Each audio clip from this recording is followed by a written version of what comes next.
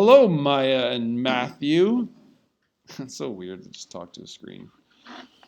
I hope you guys are doing okay. And I hope what we do today makes sense. Graphing operations with functions. So we're doing some graphing. That's what we're doing. Put it into a calculator. Silly boy. Let's learn together. We will do some learning together, but we will do some learning by hand, individually. So we're gonna still do. This is my really Walmart version of adding, subtracting, multiplying. Oh, look, that's the exact same size dot. Look, it's a full moon. Anyways, multiplying and dividing. I could not find a divide symbol. I was gonna use the X if I could find the divide, but I couldn't. So, anyways, we're gonna still do this stuff, but then we're gonna graph the resulting function. And really what I could say here, and I'm going to, sketch the, I hope you live. Oops, look what you made me do. Boop. There you go. That's for you right there, Gavin. Yay. Some you can sketch, others you can use Desmos.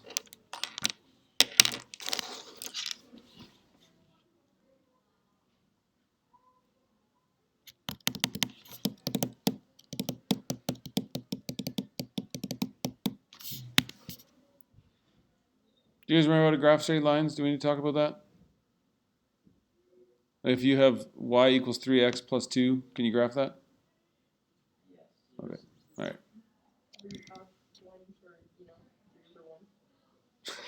You started right and then you abandoned it. Yeah. Rise over run. So if it's 3x, that's the slope. Rise of 3, a run of 1. So it's up 3 over 1. If it's positive, it's up to the right. Negative, up to the left. And then 3x plus 3, whatever, the 3 is your y-intercept. 3x minus 2, negative 2 is your y-intercept. So no, we don't. I'm going to look at examples. Starting page 142. I'll just wait a minute till you guys are done writing and then I'll say more.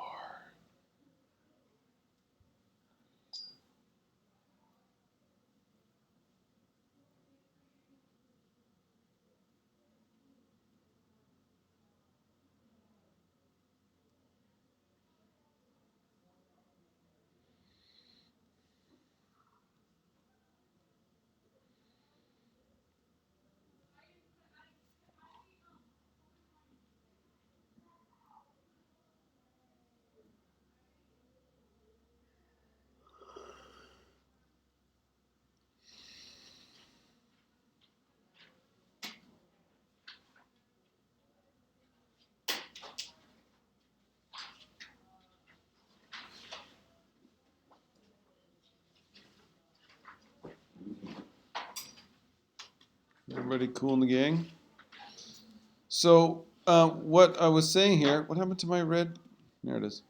We're going to do some examples. There are a ton of examples. So we're going to kind of look through them a bit together, and then whatever you want me to do, I'll do. Because there's lots. Now you have just the one question, blah, blah, blah. Obviously, clearly there's lots of parts to them. BII, BIV, CII. Anyways, I'm asking you to sketch the ones that are either straight lines or parabolas. I'm not asking you to sketch like any cubic or quintic functions or anything like that. So I'm telling you here which ones are degree 3 and higher. The other ones, please do by hand. Everybody got all this? All right.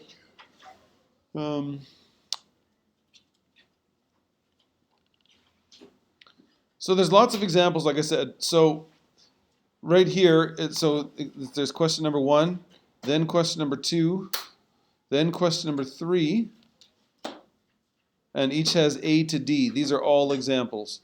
So I will recommend that you look over those. We're not going to go over every single one because it's also silly for me to kind of read stuff to you. But anything from question 1 or 2, or part of 2, I guess. Part of 2 and part of 3 I can do. I wouldn't mind doing this one. So what if I do C and D? You guys can add and subtract, yeah? Just know like f of x minus g of x, so you're subtracting g of x, so you're minus 4 plus 5x, right? You guys know that? Do you want me to do B as well? Because people aren't... What do you want me to do? It's so quiet. Um, I'm leaning towards like C and D, starting with C and D. But I can do B if you want to.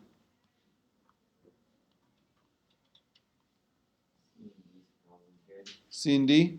Okay, I'll start with C and D, and if there's more you want me to do, say so. But like I said, you can feel free to read through these examples. Okay, so f of x equals 3x plus 2. G of x equals 4 minus 5x. All right, so C is multiplying. Okay, let's get, what am I looking for? This. Hide your eyes for a few moments.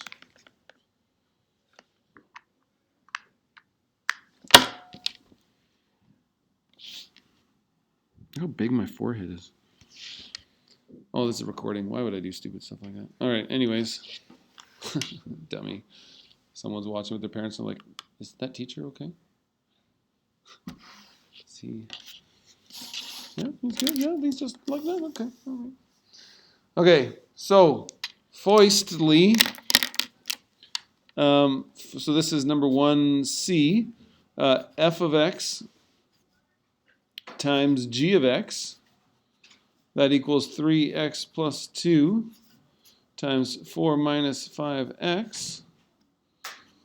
So 3x times 4 is 12x. 3x times negative 5x, negative 15x. I was tutoring this kid on Sunday and talking about factoring. I was talking about the importance of factoring. You will do this forever. I was talking about FOIL. I was like, you know what FOIL is? He's like, I've never heard of that. I just thought that was an everything thing. 2 times 4 is 8. He knew how to do this. It wasn't called FOIL.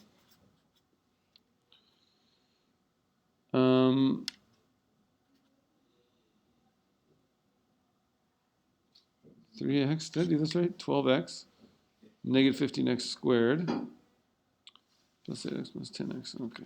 All right. So we have negative 15x squared, negative 10 and 12 is plus 2, plus 2x plus 8. Now, we can't take any even number out of this, or 3 or a 5, so we just have to factor this, which is unfortunate. But first thing I'm going to do is I'm going to get rid of that negative, because it bugs me. 15x squared minus 2x minus 8. So now we've got to factor this. So 15 times negative 8 is going to be negative 120. Negative 120. Sorry, that's, I'll just tell you what I'm doing. So that's 15 times negative 8 is negative 120. And now we need factors that have a difference of negative 2. 20 and 6, 8 and 15, 10 and 12. There we go. Negative 12 and positive 10. So this equals the negative 15x squared minus 12x plus 10x minus 8. You guys know why I put the 12 in front of the 10 instead of the other way around? 12 and 15 have common factors. Yeah, you're right. I just was looking at the 3. Okay, so we're going to try this and hopefully it works. If it doesn't, we move them around. So this is 3x.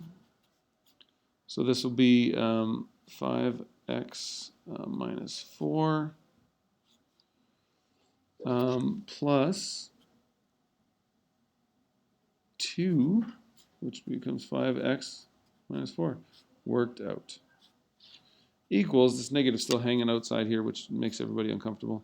3x plus 2, 5x minus 4. So we find the zeros. It doesn't look super. So x equals negative 2/3 and 4/5. So we know it's pointing down. Oh, am I doing something wrong here? Oh, no, I'm not. Okay, because we know it's pointing down and the y-intercept is positive 8. These are our x-intercepts.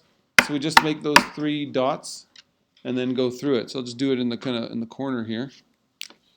I have graph paper. So negative 2/3, we'll say is right there. 4/5, we'll say is right there. And then positive 8. Smooth curve. Oh, I missed it. It was going well. Why did you make a sound? Oh dear. He's like, he's panicking.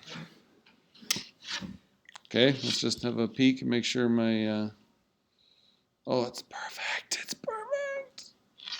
Any questions about that?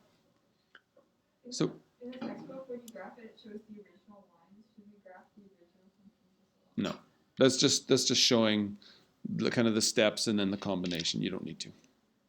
I think it can be misleading because you might go, oh, but that, and then you overthink it. Like the only one where it kind of seems to make sense is when you just add them. You know, it's f of x plus g of x. It kind of looks like it's the in between, but when subtracting, it can make you kind of doubt, and then multiplying and dividing, you're in crazy land. Is this okay, my friends? Yep.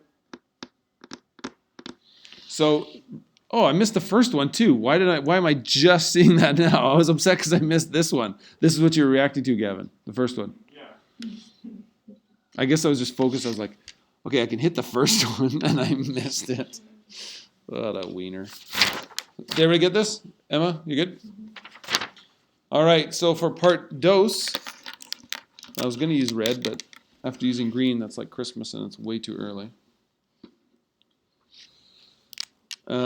Now we have, so this is part D, where it's f of x over g of x. Is it? I don't know. Somebody tell me? Okay, thank you.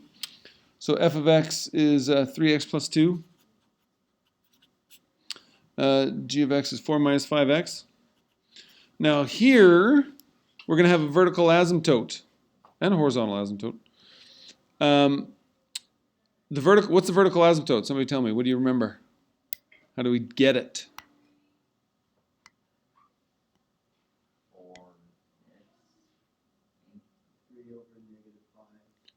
So 4/5 for the vertical asymptote? Yes. X cannot equal 4/5. And y cannot equal, what'd you say? 3 over -5. Right. Those are our non-permissibles and also our asymptotes.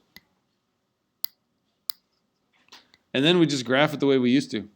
That's it, because there is no more to do here. You might have some where it's like x squared minus x plus 1 over x squared minus 2x plus 1. And so then you have to factor and cancel.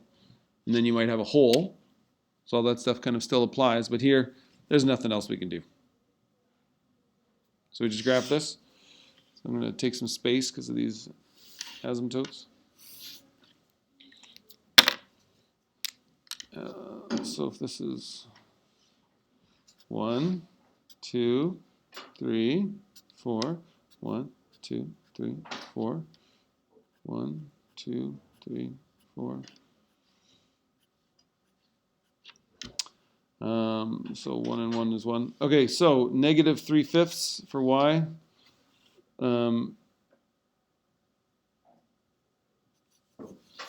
Somewhere there. 4/5 for x. These are approximations. They're sketches, so it's okay with that. So now when x, you can use table of values. I'll put it over here maybe so you can see. X and y. When x is 0, we've got a half. So when x is 0, y is a half. So we're going to put it here. And that tells you right away, we can do this. It would be nice to know, what the other intercept is. And so to figure that out, we would have y equals 0. Let's put in the y first. Y equals 0. So it's negative 2 over 3. So it's like here. And that's enough. When you have two intercepts, you're gold. So then you draw your very careful lines. Ha, what about that, Gavin? Nailed it. Whoa. It's a little shaky, but I can stand by that. So this is negative 2/3. And then really, this is all kind of a no man's land. You put 1 point here, and I'm good with it. Okay, because you're not crossing any, oh, sorry, you can't see. You're not crossing any axes or anything. I think it'd be lazy to just do this, like without a single point. So do have one. So if x is, let's say when x is 2, so when x is 2, 3 times 2 is 6, 6 plus 2 is 8. 8 over negative 6, so negative 4 over 3, so negative, right, oh, 2, right, sorry.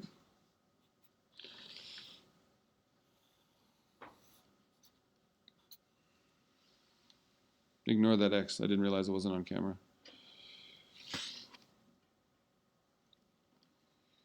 And x is 2, negative 4/3 in our chart. I'm putting negative 4/3, boom, boom. Don't need a lot of points. Don't overdo it. But yeah, if you're going to cross an axis, it's a good idea to do it accurately. Questions? There was, so I did like 3 and 4. If there's any of these you want me to do, again, like 3, like C and D here, do the operation, and then plug it into Desmos. Plug it into Desmos, and then sketch that out. The other ones you're doing by hand. Like this bad boy, I'm not asking you to do stuff like that by hand. Cool, cool, cool? Right. All right, friends. Class is yours. Enjoy.